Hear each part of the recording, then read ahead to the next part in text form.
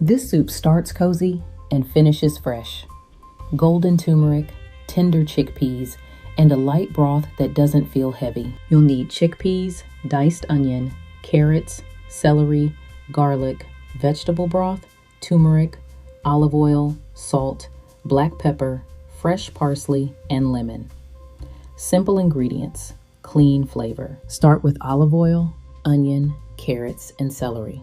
Let them soften gently for the base of the soup. Next, we'll add garlic and turmeric.